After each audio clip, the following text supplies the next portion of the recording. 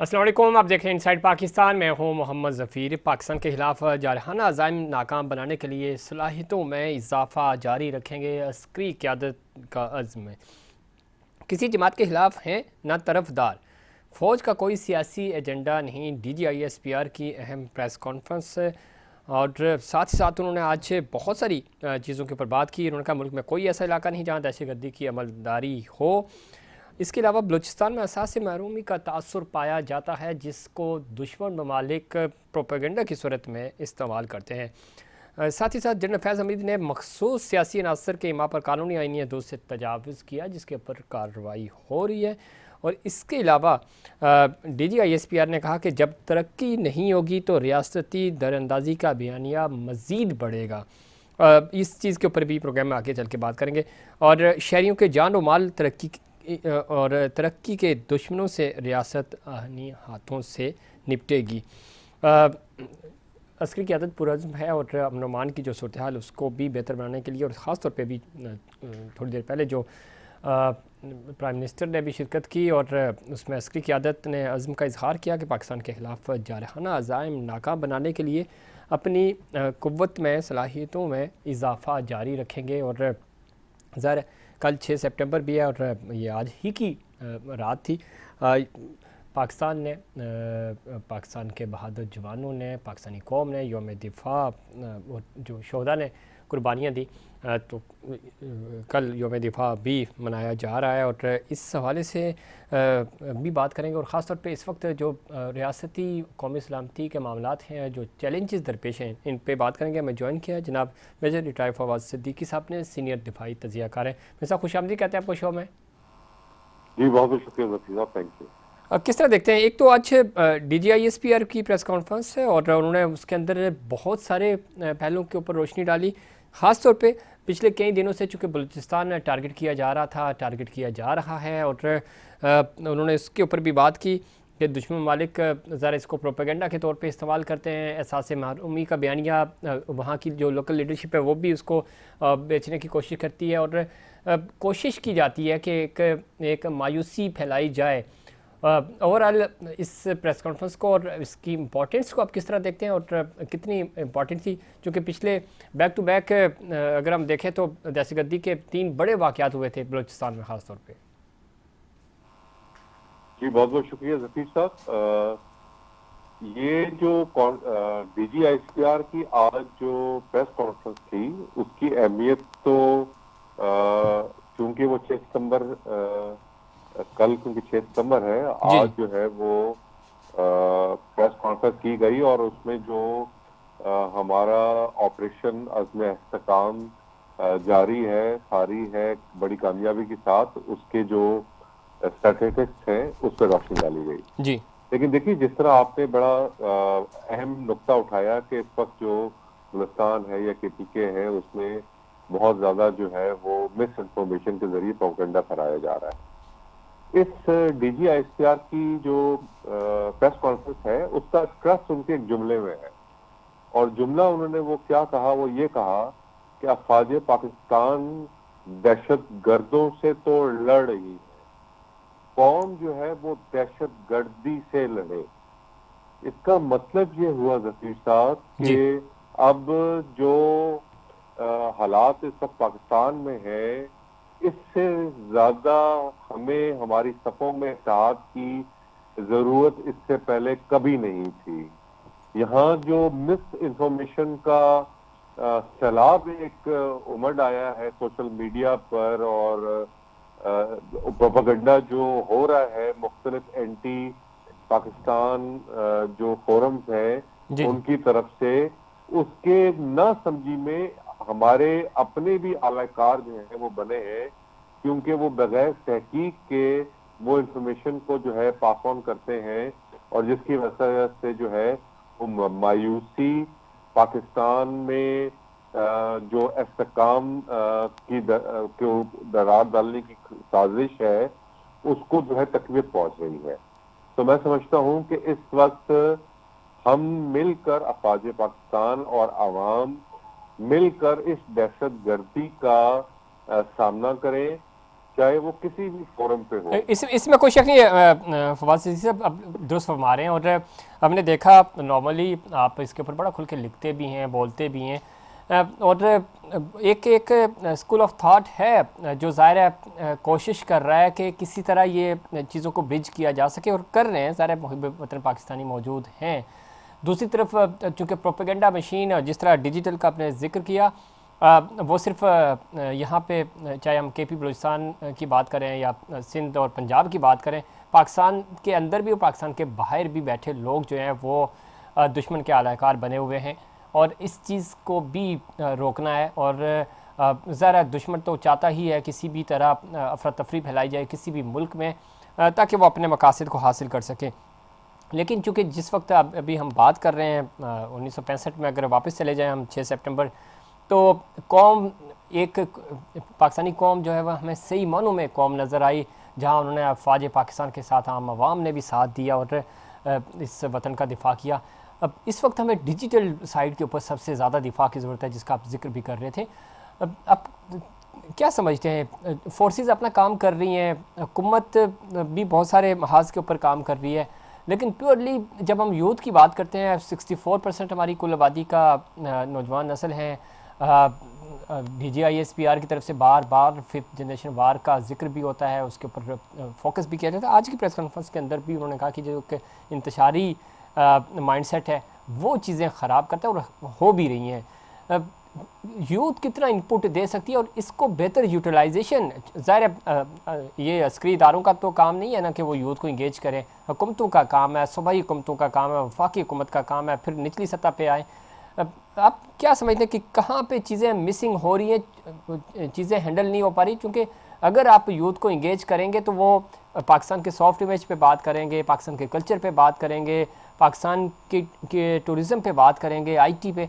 तो हम ये एरिया क्यों मिस कर रहे हैं और इसके ऊपर फोकस क्यों नहीं किया जा रहा? जी बहुत बहुत शुक्रिया जफी साहब। देखिए, इसमें तो कोई दो राय नहीं है कि जो मुस्तकबिल है उसका जो बैटल है वो हमारी यूथ के हाथ में है। और यूथ को इस वक्त जो है वो कोई एम, कोई नैरेटिव की जरूरत है, और जो मिस इन्फॉर्मेशन है उसको सही इंफॉर्मेशन की जो उनके तक रसाई है उसकी अशद जरूरत है। इसके अलावा उनको इंगेज करना बहुत जरूरत है। जिस तरह मैं आपको बहुत ज्यादा खराज तहसीन पेश करता हूं कि आप अपने तई अपने हिसाब से जिस तरह पाकिस्तान का जो सॉफ्ट इमेज है वो हर फोरम पे उठाते हैं, और यूथ को जिस तरह आप इंगेज करते हैं, इस तरह बहुत ज्यादा जिनकी आवाज जो है वो सुनी जाती है, उनका काम है कि वो यूथ को अब इंगेज करें और उनको जो सही नैरेटिव है पाकिस्तान का, सॉफ्ट इमेज है पाकिस्तान का, ये जो मिस इन्फॉर्मेशन की यलगार है जिसको DGISPR ने डिजिटल टेररिज्म का नाम दिया है, उसको काउंटर करने के लिए मुख्तलिफ प्रोग्राम जो है वो मुनक्कद किए जाएं, और उनको ये बावर कराया जाए कि जिस तरह उनको पाकिस्तान की पिक्चर जो है वो सोशल मीडिया पे दिखाई जा रही है, एक्चुअली वो इस तरह नहीं है। और पाकिस्तान अल्हम्दुलिल्लाह एक सही सिमत पर रवा है, चाहे इक्तिसादी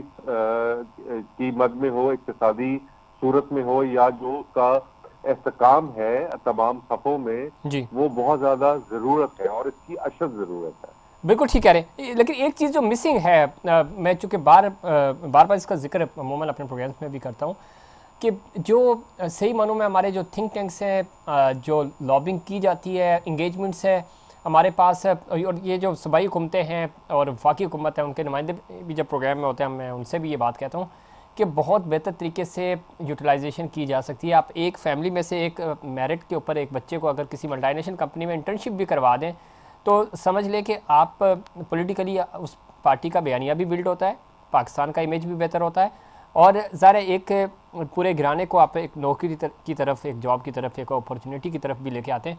ये वो चीज़ें हैं जो बड़ी, जिसके ऊपर ज़ीरो इन्वेस्टमेंट, आपको कोई सऊदीया से पैसे नहीं चाहिए इसके ऊपर, या आपको US से पैसे नहीं चाहिए, या IMF से पैसे नहीं चाहिए। कंपनीज़ ऑलरेडी यहाँ पे मौजूद हैं, आपने सिर्फ इंगेजमेंट करनी है, थोड़ी सी सरपरस्ती करनी है। ये वो एलिमेंट है जो छोटा सा अमल है जिससे आप इमेज बिल्डिंग भी कर सकते हैं, काम भी कर सकते हैं। इस तरह के नैरेटिव्स के ऊपर हमारी हुकूमतें ज़रा ये सारा माहौल उन्होंने प्रोवाइड करना होता है, एक्सेस उन्होंने देना होता है, ये मिसिंग है। आप क्या समझते हैं क्यों इन चीज़ों के ऊपर फोकस नहीं किया जाता, जो कि बार बार हम इसके ऊपर तवज्जो दिलवाते भी हैं प्रोग्राम्स के ज़रिए भी, डिजिटल के ज़रिए भी? जी बहुत बहुत शुक्रिया जसीम साहब। देखिए, सबसे बड़ा जो अलमिया है वो ये है कि हम अपनी यूथ को अपने से थोड़ा सा कम इल्म समझते हैं, जो कि एक बहुत बड़ी गलत फहमी है हम सब की। ये जो कम्युनिकेशन गैप है, आज का यूथ जितना समझदार है, जितना उसको इंफॉर्मेशन की पहुंच है, जी जी। वो शायद हमसे बहुत ज्यादा जो है वो इस चीज का इदराक रखते हैं। और उनसे जो अगर आप किसी भी प्रॉब्लम का हल अगर मांगे तो वो बहुत ज्यादा जो है वो हमारी कौमी मफाद के लिए काम करने के लिए तैयार है। लेकिन अलमिया ही ये है कि हमें इस वक्त हम जिस इत्तेहाद की बात कर रहे हैं, अब चाहे वो सियासी इत्तेहाद हो या सियासी इस्तेकाम हो या मुख्तलिफ सूबों के दरमियान कोई हमें इत्तेहाद नजर आए, वो इस तरह का इस वक्त नजर नहीं आ रहा। आप जिस तरह देखिए कि इस वक्त जो सियासी माहौल पाकिस्तान में बना है, जी हर सियासी पार्टी जो है वो अब वो इस कोशिश में है कि अपना जो उसका पर्सनल पॉलिटिकल नैरेटिव है वो यूथ तक पहुंचाए। जो नेशनल नैरेटिव है उसकी तरफ तो किसी की तवज्जो ही नहीं हो रही है, और यही सबसे बड़ी प्रॉब्लम है। देखिए, अल्लामा इकबाल ने इसी वजह से एक बात की थी कि गिरद को गुलामी से आजाद कर, जवानों को पीरों पीरों का का उस्ताद उस्ताद कर, कर। बेशक। जी। तो इस ये आखिरी पॉइंट मैं चाहूँगा, अगेन चूँकि आपने सर्व किया इस इदारे में, और फिर योम दिफा का मौका भी है, 6 सितंबर भी है कल, नौजवान नस्ल को क्या पैगाम देना चाहेंगे हमारे इस प्लेटफॉर्म से? और ख़ास तौर पे मायूसी हमारे यहाँ, चूँकि बात ही बार बार लोग मायूसी की करते हैं, तो हम तो उम्मीद की बात करते हैं, यकीन की बात करते हैं। तो क्या उम्मीद आप दे सकते हैं आज की नौजवान नस्ल को कि किस तरह हमने 65 में भी सर्वाइव किया था और एक अपने से 10 गुना बड़ी फ़ौज को शिकस्त दी और बेहतरीन दिफा किया? आज हम बहुत बेहतर पोजीशन में हैं, बहुत बेहतर है। नौजवान नस्ल अपना इनपुट कैसे दे सकती है अपना इस मुल्क के लिए? और ख़ास तौर पे ज़ाहिर है आज हम आज़ाद बैठे हैं, इतनी पुरफ़िज़ा माहौल में रह रहे हैं, तो वतन से मोहब्बत और वतन की खातिर जो कुर्बानी है उसका एहसास और पैगाम क्या मैसेज देंगे हमारी नौजवान नस्ल के लिए? जी बहुत बहुत शुक्रिया जफी साहब। देखिए, जो हमारी अफवाज पाकिस्तान है उसकी जो मेजोरिटी है वो है ही यूथ जी तकरीबन। और आप देखिए, मैं हमेशा ये बात करता हूं कि आप दुनिया की तारीख उठा के देख लें, वो मुल्क जंग अपने दुश्मनों से कभी नहीं जीत सका कि जब उसकी अफवाज के साथ आवाम नहीं खड़ी हुई थी।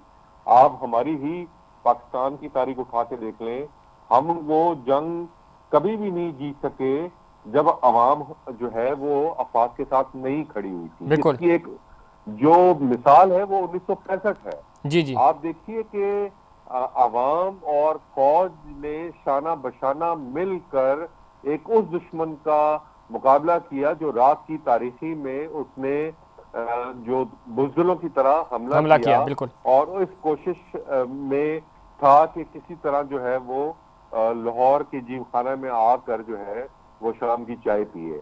चाय तो हमने उसको पिलाई, लेकिन वो 27 फरवरी की शाम की चाय थी, वो एक अलग कहानी है। लेकिन आप देखिए कि हम लोग इस वक्त अपनी जो यूथ है वो उसको ये नैरेटिव देना पड़ेगा कि जी अगर आप लोग भी मुल्क से बाहर जो है ब्रेन ड्रेन की वजह से बाहर चले जाएंगे तो इस मुल्क का मुस्तकबिल जो है मुस्तकबिल तो वो क्या इसमें हो। मिस्टर जाते आते, चूँकि वक्त भी कम है, ये नैरेटिव देने का काम हुकूमत का होता है। पॉलिटिकल स्टेक होल्डर्स अभी तक डिवाइडेड नज़र आ रहे हैं। एक नेशनल यूथ पॉलिसी हमें नज़र नहीं आ रही किसी भी हुकूमत की। सब ने बारियाँ ली हैं, कोई किसी एक को तो ब्लेम कर ही नहीं सकते। हमें नेशनल सतह पे कोई यूथ पॉलिसी नज़र नहीं आ रही। और बारहा ये हमने फोरम्स के ऊपर बात भी की जहाँ जहाँ हमें मौका मिला। तो जब नेशनल नैरेटिव आपका नहीं होगा यूथ को लेकर, और 64% यानी कुल आबादी का आपके यूथ हैं, ये किसी भी मुल्क का सरमाया होते हैं, तो फिर ज़ाहिर इसी तरह की मायूसी और चीज़ें फैलेंगी। तो इस चीज़ को क्यों हमारी हुकूमतें जो है अंडरस्टैंड नहीं कर पा रही? देखिए, इसमें कोई दो राय नहीं है कि इस चीज का इदराक तो हर पॉलिटिकल पार्टी में और जो इस वक्त लोग हुकूमत में हैं उनको है। लेकिन ये जो अदम इस्तेकाम की, सियासी अदम इस्तेकाम की जो फजा इस वक्त मुल्क में मौजूद है, जब तक कि उसको एड्रेस नहीं किया जाएगा, आप यूथ क्या किसी भी काम के लिए अगर आप अपनी जो कुव्वत है उसको सर्व करेंगे तो शायद वो रायगा होगी। यूथ के जितने एंगेजमेंट है वो अफवाज पाकिस्तान की तरफ से तो आप देखिए हो रही है, और जो सूबाई या वफाकी हुकूमत है वो अपने कई थोड़ा बहुत जो है वो आप देखिए, जिस तरह स्कॉलरशिप के प्रोग्राम्स हैं, यूथ के लैपटॉप के प्रोग्राम्स हैं, या आपके वोकेशनल सेंटर जो है उसमें बात की जा रही है कि जी स्किल डेवलपमेंट की जाए यूथ की, वो तो मौजूद है। लेकिन जिस तरह आप बात कर रहे हैं कि उसको प्रायोरिटी पे नेशनल लेवल पे एक मुतहद होकर प्रोग्राम चलाया जाए, होना तो चाहिए ना शायद सर। उस देखिए, वक्त क्रॉस कल्चर जी दुनिया भर में बिल्कुल। होता है। मैं सब आप समझते हैं इस चीज़ को कि दुनिया भर में आप अगर पूरे पाकिस्तान से 50 नौजवानों को सिलेक्ट करें और उनको अपने खर्चे के ऊपर, और अपना भी क्या है, ये तो आपके पास फंड्स होते हैं नेशनल सतह पे, आप उनको विजिट कराएं यूएई का कि वहाँ की हुकूमतें कैसे काम कर रही हैं, वहाँ की ऑर्गेनाइजेशंस कैसे काम कर रही हैं। इसी तरह का बेहतरीन जिन्होंने टॉप किया है पूरे अपनी अपनी डिपार्टमेंट्स में, चाहे एजुकेशन है या वैसे किसी डिपार्टमेंट में वो जॉब कर रहे हैं, उनको आप यूएस लेके जाएं, उनको आप दुनिया के मुख्तलिफ क्रॉस कल्चर के ऊपर तो आप हुकूमतें आपको मौका देती हैं। हमारे एमएनए एमपीएस इसी क्रॉस कल्चर के नाम के ऊपर दुनिया भर घूम के आते हैं। काम शाम उन्होंने कोई एक ढेले का नहीं करना होता। जो टैलेंटेड हमारी यूथ है उनको लेके जाएं आप, वो ताकि वहाँ से तजर्बा लें, सीखें, उनको नज़र आए, उनका विजन बड़ा हो और वो आके यहाँ परफॉर्म करें, हमारे ही इदारों में आके काम करें। जी बिल्कुल, इसमें कोई दो राय नहीं है कि ये इस किस्म की जो प्रोग्राम हैं माजी में अब चलते रहे, और मैं उम्मीद करता हूं कि ये हुकूमत चाहे वो सूबाई लेवल पे हो चाहे वफाकी लेवल पे हो, इस पे अमल दरामद जी जरूर करेगी। और जिस तरह आप देखें आईटी की मद में हमारे कराची में ही गवर्नर हाउस में जो है कितना अच्छा एक इंटरनेशनल लेवल का जो है वो स्किल प्रोग्राम बिल्कुल हो रहा है। और सर्टिफिकेशन एक का चीज़ और है सर, जारी सारी है। एनडीयू जो वर्कशॉप्स कराती है, हमें मौका मिला वहाँ पे भी जाने का, नेशनल वर्कशॉप बलूचिस्तान होती है उसमें भी बहुत। तो ये वो ऐसी एक्टिविटीज़ हैं जिसमें आपको पता चलता है कि रियासती अमूर किस तरह चलते हैं, हुकूमतें कैसे काम कर रही हैं, बड़े इदारे काम कैसे करते हैं। तो आपका विजन बड़ा होता है, आपका जो देखने का, समझने का, चीज़ों को ऑब्जर्व करने का एक एंगल चेंज होता है। तो उसका अल्टीमेटली फ़ायदा रियासत पाकिस्तान को ही और आता है, हुकूमत पाकिस्तान को होता है। तो हमें इस तरह के प्रोग्राम्स कंटिन्यू करने चाहिए। बहुत शुक्रिया मेजर रिटायर फवाद सिद्दीकी साहब प्रोग्राम में वक्त देने के लिए। नाज़रीन, वक्त पर ब्रेक है, ब्रेक से वापस आएंगे तो मज़ीद इस पर बात करेंगे, लेकिन उससे पहले कमर्शियल ब्रेक।